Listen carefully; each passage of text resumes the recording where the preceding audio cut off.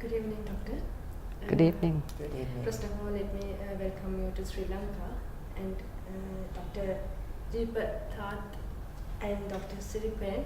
Yes. Can you briefly introduction about you and let's start this conversation. So first of all, I think that's a dengue situation. You have a big epidemic here. The case rapidly rise to reach about, when I was notified, about 70,000 with about 200 deaths. So your president, through the prime minister and the minister, has asked our Thai prime minister through our minister of health to send both of us here. So we come here to together. One, Dr. Jeeraphat is that for the prevention and control to reduce the number of cases of dengue, and me, I, Professor Siripan, that's for the case management. If we have already have the sick patients with the dengue hemorrhagic fever, how to reduce the case fatality rate. So that's that's separately do different job to help Sri Lanka with the support from the World Health Organization and with the coordination with the Thai embassy. In this day, Sri Lanka has to face the dengue epidemic. Have you noticed some special things in this country when you are coming from last Friday? What can you say about this country situation in these days? Yeah. I think the situation of dengue in this country is very serious because we have visited at the Negombo hospital the first night we arrived very early in the morning, let's say at 1 o'clock. We visit the Negombo hospital and we have seen that a lot of dengue cases full out the all wards of the hospital, especially all of the beds existing there. Every bed occupied by 2 patients. This is not normal. It is unusual, and some patients are lying on the floor. And we have heard that there are still many cases coming into the hospital, and this showing that this country is facing severe situation of dengue epidemics. So this is the first picture we have seen when we arrived. Yeah. Professor, let me ask about the cases in Sri Lanka. What can you say how to prevent these cases and how to reduce these cases in Sri Lanka in this situation? What are the options you can give to decrease this event? So I think that I'm a clinician, so my primary responsibility is that for the dengue patients that already came to the hospital, we have to do our best to save their lives. So to how to manage them. But with the number of cases, that's 2 patients in 1 bed. So I think that we try to have optimal services by rapid screening of the patients, and then by the government they provided maybe special beds for extra patients. Yeah. And I heard that the military people help setting another temporary wards, for 50 beds and 30 beds. They can do it, establish very amazing that 2 wards in 48 hours to accommodate the patients. And then that the government has recruited more number of doctors and nurses to help in the managing, because we need monitoring. And I look at the situation, that's a case fatality rate, with such a very high number, the case fatality rate compared to other epidemic is quite low, just only 0.3%. means that you have 1,000 patients, you have only 3 deaths. Compared to other epidemics, they have maybe case fatality rate of 1 to 10%. That means 1,000 patients, they have 100 deaths or maybe more than 10 deaths. But due to increase in the number of patients, so we feel that up to now, when I arrived, the death is about 200. So we cannot accept that for the 200. But if look at compared to the number, it's not high. So I think that the management here is quite good. But sometimes due to some, that's over service, overload. But the government, the minister, try to increase the number of doctors. They procure more of the equipments. So I visited during my 6 days here, I visit 6 hospitals, and I think that the management guideline is there.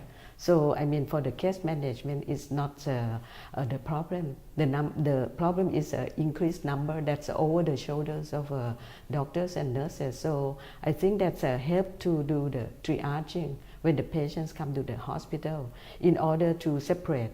This is severe patients need admission. This is not severe, maybe observation or send home with a very good advice when you come back. We need to follow up for the patients, every patient. So in this kind that if you can separate the patient more severe for the optimal management, less severe, send home with a good advice and a good follow up. I think that this can reduce. And for other, management is quite good because Sri Lanka, they have both guidelines for the children and adults. And the problem is that maybe more cases in adult because I think that I saw that the majority of cases over 15 years. And also the death, children, because children are compared to adults, I think that maybe well taken care. Because as soon as they have fever, parents will take them to the hospitals. So first day, second day or third day. But sometimes, adults, very tolerant, came to the hospital late. So that's another issue. Maybe one of the causes of death that came late to the hospital. They may, go around to that clinic and not proper to the hospital when they develop shock. Because it's very difficult, dengue shock syndrome patients, are in good consciousness. So you have to convey this message to the community because sometimes they feel that shock patient is coma and unconsciousness or maybe convulsion. So I think that this is a key message to the patients that if they have fever for a few days and when the fever subsides, especially if no fever and no clinical improvement, still have headache, abdominal pain, poor appetite, that's the time to rush to the hospital. But in general, in Sri Lanka and also in my country, when they have fever, they rush to the hospital. But when no fever, they are happy, stay home until very late that they have profound shock. So that's the key message for the case management. This is a good point that you viewed. When I turned to the doctor, what is your suggestions and what are your notifications that the management side, you are talking about the management side, what's the message you can give the public to how to manage this dengue threat? Okay, but first let me express what I feel when we first come to Sri Lanka. We feel that Thailand and Sri Lanka are very good friends. And we are very sorry if we see children die of dengue in this country. And with this very high epidemic in this country, it's about 5,000 cases a week. And every week we could have something like 10 to 15 deaths of children. And so that I think Thailand, Thai people and Sri Lanka are so sad with that situation. What we can do to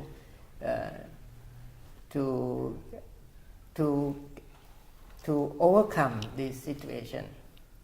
First, we don't want people to come more and more to the hospital and die. So we should stop transmission and number of cases outside hospital and to reduce number of cases outside the hospital. So doctor and nurses, if they have less cases coming to the hospital, they can provide better care to every patient, first thing. So how to stop that transmission outside the hospital? I like to convey my message. There is no magic drug to treat dengue in the hospital. Nothing to do much when you are a patient. But at home, you can help fighting against dengue transmission in your house. So please come and join. I heard that there are going to be a campaign, like a national campaign to fight against dengue, to bring down number of cases. They like to say maybe crash down the dengue in this country. So please join. But what to do? Please take care of your community. Take good care of your house, your children. How to do it? Very simple. You get rid or reduce source of breeding place of dengue mosquito. Dengue mosquito is an ED mosquito. They breed, they live with us, close to us. Just reduce the source of breeding place.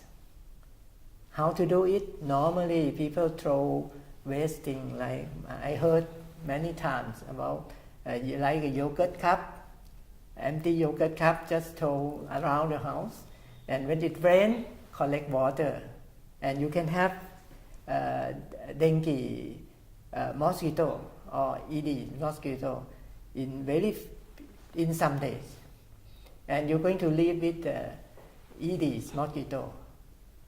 So just join the campaign and clear all these things around your house. Do it every week at least, but it could be better if you can do it every day by yourself, by your children, by yourself. Check and clean your house. Clear all these waste items. I think I heard that the government is going to have better garbage or waste collection for the whole country. So please join together and help fighting against dengue. There are many activities that you can do, but first thing is, I think this is very important,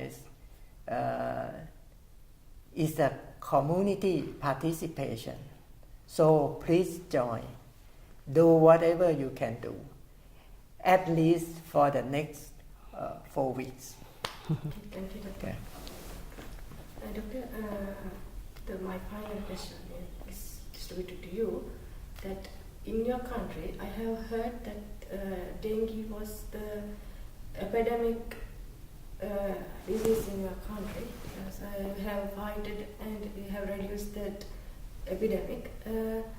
Give some instructions and give some, advices how to deduct this epidemic in Sri Lanka. What's your what's your opinion in how to manage these cases and the patients? A lot of patients are in all over the country. So give some advices to our community how to reduce this epidemic. So I think that's one way that we can help is that if you have some patients with dengue end up, so that when they have a high fever, that's the time for the communications of the disease to others, because high fever, high virus in the blood circulation. So if you have Aedes mosquitoes in your house, I mean they will get the dengue virus and then spread to others. So that if one patient in the community has dengue, it's likely that if other people in the same house, the same lane or the same village, the same community, likely to have dengue. So that I think that the fever patients should be cover or prevention that maybe prevent mosquito biting, so prevent to transmit further disease to others, and then getting rid what he has said to you that get rid of all the breeding place. So usually you have a flower waste, you have a clean water, so that's another places for the breeding sites, or maybe in the toilet or in the washroom you have a water containers, or sometimes you have collect water containers in some houses, so you have to cover them. And then besides that's all the yogurt cups or the glasses or something like that. So I think that most of the breeding places are in and around the houses. Even in some house with a lotus bowl, that you have a beautiful lotus, maybe you have to put some fish in that to get rid of the mosquitoes. So I think that every houses that have dengue patients should help and participate in them, and has to do it as he told. Every day is better, but maybe every week it's okay, because the cycles of Aedes mosquito is about maybe 8 days or 10 days. So if we interrupt the cycle so that they don't have a chance to be adult mosquitoes to bite us, and it's a daytime mosquitoes. So that if young children you cover with the mosquito nets, if older children and adults, you have to be active during the daytime. Don't let the mosquito bite you, or use the repellents or something like that. But most of all, you have to get rid of the adult mosquitoes and the breeding place. In that way, you can help reducing the source of dengue mosquitoes. That's reduce the transmission. Thank you, doctor. The last question is to you, doctor. You have mentioned that the cleaning area is the most important thing that we have to reduce this epidemic. Can you explain something about new idea about how to clean and how to prepare the whole houses and the other areas? And yes, the thing is we have to clean all areas. Otherwise, what are the things that you can say how to clean the area? Okay. We think of the breeding place of the mosquito inside the house. So if we have the water container for drinking, for using, normally we have the cover. But it's very important to go check and see if there's something wrong with that. If you cannot throw that container away, because you have to keep it, so check frequently. Second, mosquito is very clever. Even you cover it sometime, can escape inside and lay eggs. So in that case, if you are suspect that container, you change the water. You change the water maybe every week. When you change the water, don't forget to clean or to scrub around the wall of the container, because normally dengue or Aedes mosquito can lay egg around the wall of the container, and it can stay like that and live maybe up to 1 year. So once is there and you do not scrub or get rid of that, you pour the water in, the eggs attached to the wall will hatch out, and you can have the larva of the dengue again, of the Anopheles again. So this is very important when you have the water container. For the other thing, you have to go and look around the house. Normally like a water container under the fridge, for example, or from the any kind, even in the glass when you pay to the Buddha, you put the water, you have to change it frequently. And also the many things you are using. But I like the idea that there are some people telling me that children, especially school children, are very curious and can help doing good things for dengue control. They are very curious and they can go around the house looking, checking for the larva. This is very good, not only within the house but also in the neighborhood, because there are sometimes that people put things around the house and they don't notice that it's going to be the container or breeding site for mosquito. But children like to see and look around, and this can be very helpful. So I think you see in this country, Sri Lanka, you experience tsunami and flooding, and people very helpful to each other. You can overcome this kind of thing. Why not with the dengue outbreak? It's very simple. Just take care of your community. I think this is what I like to convey message and our good view to Sri Lanka. Yep. Thank you very much. Thank you very much for your contribution and your government. Especially this goes to the government, and hope we will meet again and we have a good discussion.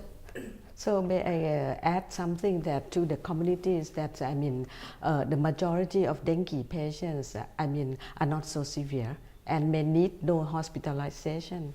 But the key message is that to go regularly as recommended for follow-up for the blood test. The doctors has the indicators for severe disease. They look at the blood value, that is a platelet count. So whether to be admit or not admit. So don't worry. But if you have a persistent vomiting, abdominal pain or abnormal behavior, not passing urine, that you have to go to the hospital, especially when no fever. That maybe within a few hours or suddenly you have to go to the hospital. That's a key message for the patients. Not everybody gets severe one. Okay, thank you very much. Thank you. You.